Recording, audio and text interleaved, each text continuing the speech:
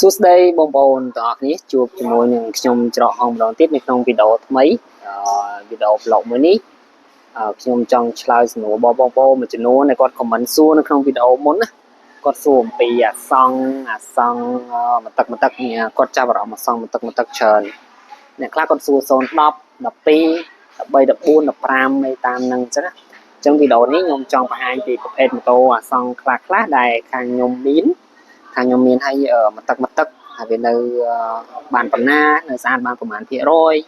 ហើយតម្លៃវាមិនហើយម៉ូតូណារូបរាងវាមិនម៉ាស៊ីនវាមិនអីក្នុងវីដេអូហ្នឹងខ្ញុំនឹងឲ្យបងប្អូនមើលទាំងអស់មកមើលទាំងសាច់ឆ្នាំមើលទាំងម៉ាស៊ីនរបស់វាហើយនឹងស្ដាប់ទាំងសលេងម៉ាស៊ីនវាអញ្ចឹងឥឡូវនេះយើងចូលសាច់ការរបស់យើងហ្មងគឺបងប្អូនដែលចង់បានម៉ូតូមកទឹកឥឡូវនេះយើងមានច្រើននេះឥឡូវយើងមានច្រើនតែបងប្អូនដែលចង់បានអាសង្ឃមកទឹកហើយខ្ញុំថតនេះគឺយើងមានទីមួយហ្នឹងគឺ013នេះយើងមាន013នេះ013យើងមើលកៅអៅអីដៃជើងរបស់វាយើងតុបតែងវិញខ្លះមកនេះ013បាទដៃជើងអីរបស់វានេះយើងតុបតែងវិញខ្លះអាហ្នឹងគឺប្រភេទកម្មប្រទេសស្រាប់ហើយបើបងប្អូនចង់បានអាកម្មរាយនេះក៏ខាងយើងមានដែរយើងមានស៊ីនដែរមិនដែលទៅតាមតម្លៃរបស់វាកម្មរាយស៊ីនណាតែអាហ្នឹងយើងទិញមកវាកម្មប្រទេសស្រាប់ចឹងនេះហ្នឹងយើងមើលមកទឹកនិយាយទៅម៉ាស៊ីនភាគច្រើនបន្តមកទឹកយើងត្រូវមើលឲ្យម៉ត់ចត់ម៉ត់ចត់ជាងគេនេះគឺម៉ាស៊ីនហ្នឹងហ្មងចត់ជាងគេគឺម៉ាស៊ីនណាដៃអាវខាងក្រៅអីគេធ្វើវិញបានគេនេះអីបានគេតុបតែងវិញបានយើងតុបតែងវិញខ្លួនឯងក៏បានដែរវានឹងស្អាតវិញឯងបាទតែសំខាន់គឺម៉ាស៊ីនឥឡូវយើងមើលមកជុំសិនមើលដៃជើងខាងក្រៅវានេះនេះវា013មកដល់ឥឡូវវា10ឆ្នាំជាងហើយ12 13ឆ្នាំហើយគឺគិតទៅ12ឆ្នាំហើយអញ្ចឹងវានៅបានប៉ុណ្ណេះក៏វានៅស្អាតច្រើនដែរហ្នឹងណាអាហ្នឹងឥឡូវយើងមើលខាងក្រៅកៅអៅវា013ហ្នឹងកៅអៅណាដៃជើងវាយើងតុបតែងនេះខ្លះកន្លែងខ្លះបន្លាកន្លែងខ្លះរបកថ្នាំអីយើងនេះវិញយើងបាញ់ថ្នាំវិញបន្តដូចអានេះអីយើងធ្វើថ្នាំធ្វើអីវិញមកយើងវាអាសាយើងពោលលាហើយយើងបាញ់ថ្នាំវិញខ្លះបាទអានេះកម្មស៊ីនរបស់វាដៃជើងបូមអីរបស់វាស៊ីននេះបូមស៊ីននេះរបស់វាបូមនេះហើយបើព្រោះអានេះគឺស៊ីនរបស់វាយើងមានធ្វើអីទេគាត់លាងសម្អាតមកយើងសម្អាតពោលលាវិញមកគាត់តែអានេះយើងបាញ់ថ្នាំបាញ់អីវិញខ្លះតួម៉ាស៊ីននៅមុខដាក់ទៅវាតលីដីតិចប៉ុន្តែតួម៉ាស៊ីនក៏នៅរៀងស្អាតដែរអត់មានបញ្ហាអីទេអូខេបាទឥឡូវយើងមើលម៉ាស៊ីនខាងមុខរបស់វានេះយើងមើលក្បាលម៉ាស៊ីនណែនឹង013ទៅក្បាលម៉ាស៊ីននៅស្អាតមែនក្បាលម៉ាស៊ីននៅស្អាតមែន013ក្បាលម៉ាស៊ីននេះយើងលាងសម្អាតវិញឯងយើងអត់មានធ្វើអីយើងលាងសម្អាតវិញហើយចុះនេះនៅស្អាតមែននេះអានេះជាក់ស្ដែងបងមើលជាក់ស្ដែងក្បាលម៉ាស៊ីននៅស្អាតអែមនៅល្អច្រើនហើយខាងក្រោមនេះស្មាំងវានេះហើយឃើញកន្លែងស្មាំងវា013អានេះស្អាតនេះតែបើនេះយើងវាយើងច្រេះខ្លះយើងលាងវិញណាយើងច្រេះខ្លះកបាំងអីដៃជើងអីរបស់វានៅស្អាតទេកបាំងអីរបស់វាស្អាតទេឥឡូវយើងស្ដាប់សលេងវាតិចស្ដាប់សលេងវាមិននេះទុកទៅវាចង់អស់គុយយើងស្ទើរគុយអូអានេះ013អានេះសលេងនៅល្អនេះ013ហ្នឹងតែសលេងនេះល្អនេះនៅអែមសិនមកវានៅអែមបងឃើញ013មានតែសលេងម៉ាស៊ីននៅអែមនេះអូសលេងម៉ាស៊ីននៅអែម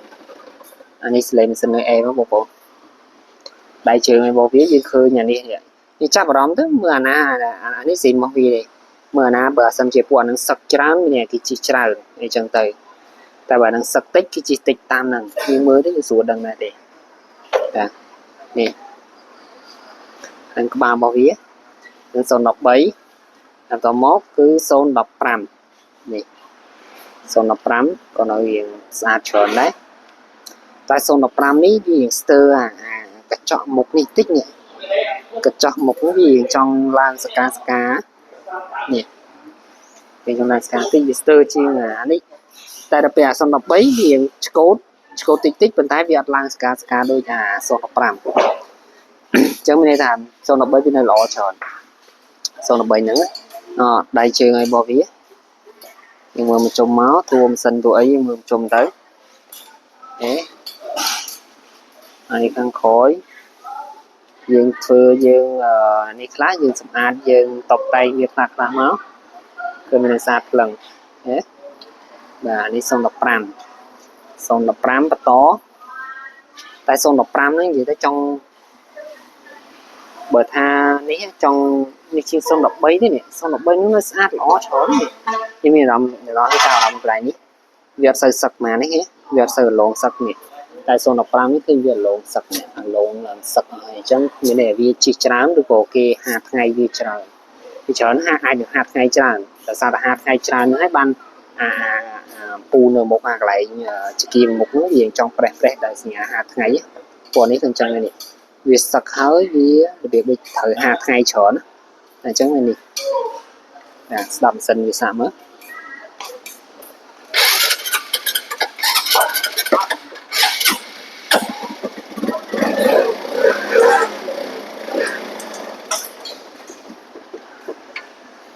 អរិយម៉ាស៊ីន13អែមជាងម៉ាស៊ីន13ហ្នឹងអែមជាងទៀតអែមជាងម៉ាស៊ីន15ទៀត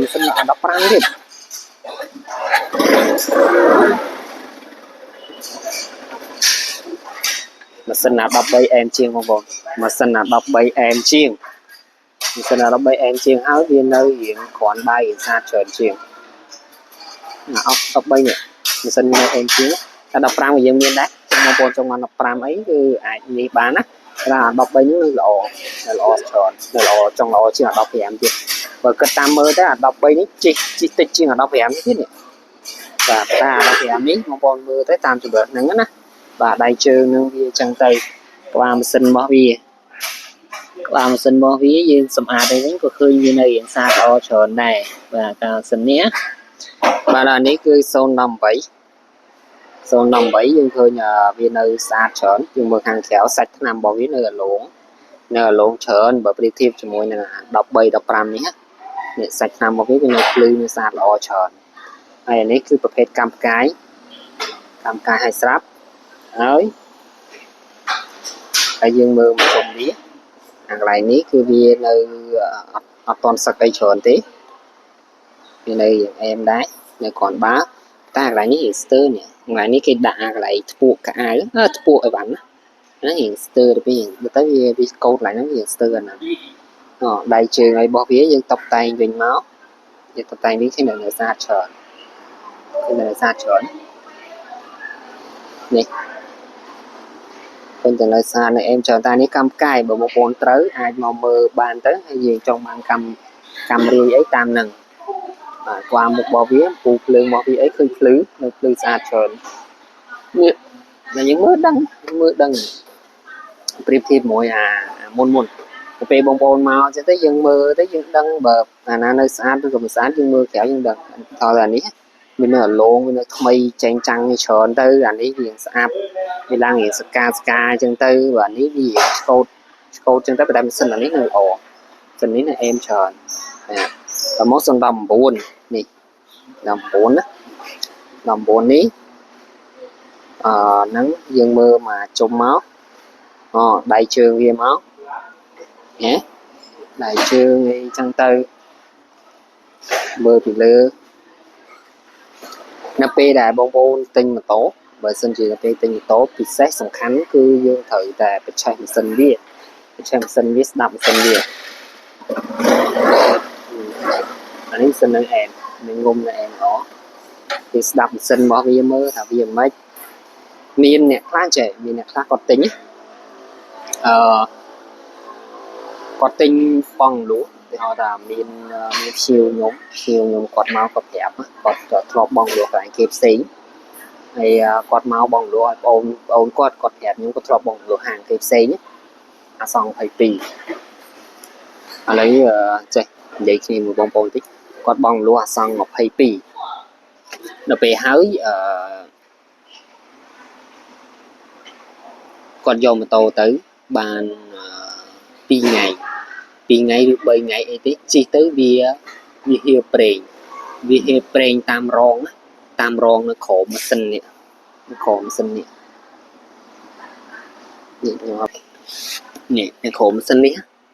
នៅក្រោមម៉ាស៊ីននៅក្រោមហ្នឹងវាហៀវប្រេងតាមរងនៅក្រោមហ្នឹងវាហៀវប្រេងតាមរងហ្នឹងហើយគាត់យកមកឲ្យគេវិញហើយយើងទៅទិញបានមកជាគាត់ទៅទិញបានតែ 2-3 ថ្ងៃវាហៀប្រេងតាមរងហ្នឹងទៅដល់ពេលហើយគាត់យកមកឲ្យហាងវិញហាងគេយកទៅធ្វើប៉ុន្តែចេះគាត់ទិញម៉ូតូគាត់អត់ចង់ឲ្យម៉ូតូនឹងត្រូវដោះម៉ាស៊ីនមានន័យយើងទៅទិញបាន 2-3 ថ្ងៃយើងអត់ចង់ឲ្យត្រូវដោះម៉ាស៊ីនបងប្អូនយល់ទេទាំងខ្ញុំទាំងគេក៏ដោយយើងទិញម៉ូតូយើងដឹងស្រាប់ម៉ូតូយើងទិញថ្មីមកតែហ្នឹងម៉ូតូ22គឺវាមិនទឹកទេប៉ុន្តែយើងអត់ចង់ដោះម៉ាស៊ីនគាត់ចង់ដោះម៉ាស៊ីនអញ្ចឹងទៅគាត់វិហារប្រេងតាមហ្នឹងអញ្ចឹងហើយពេលហើយគាត់ឲ្យហាងគេដោះស្រាយគេអត់ដូរឲ្យបានទេធម្មតាគេអត់ដូរឲ្យបានទេអញ្ចឹងគេត្រូវតែដោះម៉ាស៊ីននឹងចេញហើយបន្ទាប់មកធ្វើរងធ្វើអីវិញកុំឲ្យវិហារវិញអញ្ចឹងទៅយើងគិតវិញចេះម៉ូតូអាសង់22ឥឡូវបើទិញដាច់ក៏វាចូល2000ជាងដែរ2000ជាងដែរវាអត់ថោកទេបើសិនមកទឹកប្រៀបធៀប22 24 22ថ្លៃជាងគេហ្មង25ចង់ស្មើ25វាស្មើ25 22មកទឹកបើប្រៀបធៀប23 24 22ថ្លៃជាងអញ្ចឹងហើយទាំងតម្លៃម៉ូតូទាំងបងលក់វាចូល3000អីហើយទាំងថ្លៃបងលក់ទៀតចូល3000អីហើយម៉ូតូយើងយកទៅបាន2ថ្ងៃ 3ថ្ងៃបែរជាម៉ូតូហៀប្រេងម៉ូតូបែករងក៏ហៀប្រេងអានឹងគឺសំខាន់បំផុតរបស់ម៉ូតូបញ្ហាធំបំផុតរបស់ម៉ូតូនឹងហ្មងចឹងហើយយើងត្រូវដោះម៉ាស៊ីនចេញយើងគិតមើលធម្មតាយើងលក់ម៉ូតូបើសិនម៉ូតូនេះចង់លក់វិញគ្រាន់តែភ្ញៀវឬក៏អ្នកចង់ទិញគេលើថាម៉ូតូនេះធ្លាប់ដោះម៉ាស៊ីនណាគឺគេតម្លាក់តម្លៃចង់20% គាត់លើសលេងថាលើដឹងថា